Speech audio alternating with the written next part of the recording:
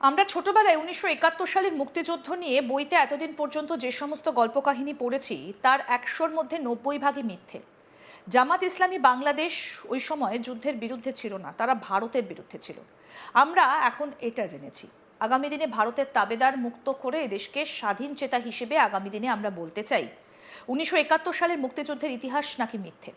এমনই বিস্ফোরক মন্তব্য এক বাংলাদেশি জামাত নেতার।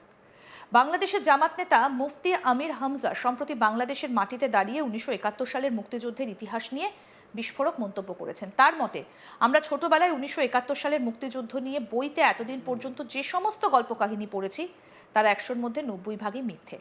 জামাত ইসলামী বাংলাদেশ ওই সময় যুদ্ধের বিরুদ্ধে ছিল না, তারা ভারতের বিরুদ্ধে ছিল। আমরা এখন এটা জেনেছি, আমাদের এই সত্যিটা এতদিন জানতে দেওয়া হয়নি। ভারতের যে আগ্রাসনের বিরুদ্ধে ছিলাম বলে এ কারণে এরা বিরোধী বানিয়ে রেখেছিল। আগামী দিনে ভারতের তাবেদার মুক্ত করে এদেশকে স্বাধীন চেতা হিসেবে আগামী দিনে আমরা চলতে চাই। আগামী দিনে বাংলাদেশ ঐক্যবদ্ধ থাকবে, সবাইকে নিয়ে আমরা এদেশকে এগিয়ে নিয়ে যেতে চাই। পেছনের ইতিহাসকে টানা ঠিক নয়, পেছনের সব তুলে ভুলে আমরা সামনের দিনে নতুন ইতিহাস তৈরি করব। এখানে কোনো দল মত না থাকাই ভালো, দেশের জন্য আমরা সবাই এক। কি বলেছেন আসুন শোনাই, কি বলছেন জামাত নেতা মুফতি আমির হামজা, শুনবো। মুক্তিযুদ্ধ নিয়ে যে সমস্ত কল্পকাহিনী লেখা, এগুলো ১০০ ভাগের ৯০ ভাগ মিথ্যা। বাংলাদেশ জামাত ইসলামী ১৯৭১ সালের যে ভূমিকা, এতদিন পর্যন্ত যে মিথ্যা রচনা, আপনারা বদরুদ্দিন ওমরের ইতিহাস পড়বেন, তার যে লিখিত বইতে আমরা পড়েছি, মুক্তিযুদ্ধ নিয়ে যে সমস্ত কল্পকাহিনী লেখা, এগুলো ১০০ ভাগের ৯০ ভাগ মিথ্যা। সুতরাং জামাত ইসলামী বাংলাদেশ ওই সময় যুদ্ধের বিরুদ্ধে ছিল না, তারা ছিল ভারতের বিরুদ্ধে। আমরা এইটা এখন জানছি, এতদিন আমাদেরকে এই সত্যটা জানতে দেওয়া হয়নি। সুতরাং আজকের এই বিজয় র্যালি এই কারণেই যে আমরা ১৯৭১ সালে এই দেশের স্বাধীনতার পক্ষে, তো ভারতের যে আগ্রাসন এর বিরুদ্ধে ছিলাম, এ কারণে আমাদেরকে এরা বিরোধী বানিয়ে রেখেছিল। এবং আগামীর বাংলাদেশ আমরা ভারতের তাবেদার মুক্ত করে এ দেশকে স্বাধীন চেতা হিসাবে আমরা চলতে চাই আগামীতে। এইটাই আমাদের উদ্দেশ্য আজকের এই র্যালির। এবং আগামীতে বাংলাদেশ ঐক্যবদ্ধ থাকবে ইনশাআল্লাহ। আমরা মনে হয় দল মত জাতি বর্ণ ধর্ম নির্বিশেষে এদেশে যারাই জন্ম নেবে তারাই যেহেতু এদেশের সম্মানিত নাগরিক, সুতরাং সবাইকে নিয়ে আমরা এই দেশকে আবার এগিয়ে নিতে চাই। পেছনের ইতিহাস আমার মনে হয় পেছন দিকে টানা ঠিক না, পেছনে সব ভুলিয়ে সামনে আমরা নতুন ইতিহাস তৈরি করব, যেটা আমরা বলছিলাম। সুতরাং এখানে কোনো দল মত না থাকাই ভালো, সবাই আমরা এক বাংলাদেশি, দেশের জন্য আমরা এখন সবাই এক। বিজয় আসলে কি করা লাগে আমরা কোরআন হাদিস থেকে অনেক উদ্ধৃতি দিয়েছি, সামনে আমরা ওই হিসাবে আল্লাহ এবং রসুলের নির্দেশিত পথ অনুযায়ী বিজয় পালন করবো ইনশাআল্লাহ। সম্প্রতি বাংলাদেশের জাতীয় গণতান্ত্রিক পার্টির সহ সভাপতি ও দলীয় মুখপাত্র রাশেদ প্রধান ১৯৭১-এর মুক্তিযুদ্ধে ভারত যে বাংলাদেশকে সাহায্য করেছিল সেই প্রসঙ্গে তিনি বলেন, সেভেন সিস্টার্স স্বাধীন করে ভারতের ঋণ শোধ করতে চাই। কি বলেছেন রাশেদ প্রধান, শুনবো।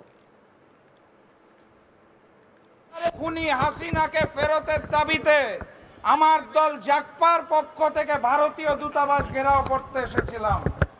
সেদিন বাড্ডার মোড়ে আমাদেরকে পুলিশ থামিয়ে দিয়েছিল।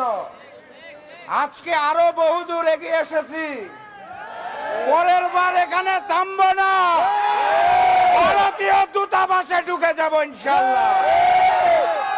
সর্বপ্রথম বলতে চাই, আমার দেশে থেকে, আমার দেশে খেয়ে, আমার দেশে জীবিকা নির্বাহ করা এইখানে উপস্থিত সকল মিডিয়াকে, সেদিন জাগপার ঘেরাও কর্মসূচি ভারতীয় পত্রিকায় ছবি সহ নিউজ এসেছিল। বাংলাদেশের জাতীয় দৈনিক দুইটা ব্যতীত কেউ ছাপতে সাহস পায় নাই। দুইটা ন্যাশনাল টেলিভিশন ছাড়া কেউ ফুটেজ দেখানোর সাহস পায় নাই। বাংলাদেশের মিডিয়াকে বলতে চাই, বাংলাদেশে থেকে বাংলাদেশে ভারতের গোলামি আমরা মেনে নেব না। এরপর বলতে চাই বাংলাদেশের রাজনৈতিক দলগুলোকে, আপনারা মনে করেন ক্ষমতায় থাকতে হলে বোধহয় ওই হিন্দুস্তানের বন্ধুত্ব অগাস্ট মাসে প্রমাণ করছে এই বাংলাদেশে ভারতীয় আধিপত্য চলবে না, চলতে না।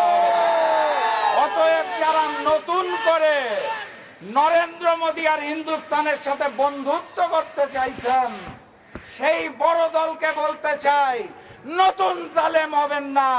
বাংলার পবিত্র মাটিতে ভারতীয় আধিপত্যবাদ চলবে না। সর্বশেষ আমি হিন্দুস্তানকে বলতে চাই, আমার দেশের সীমান্তে হত্যা চলবে না, অবৈধ পুশিন চলবে না, 54টি অভিন্ন নদীর পানির ন্যায্য হিস্সা লাগবে। খুনি হাসিনাকে ফেরত দিতে হবে।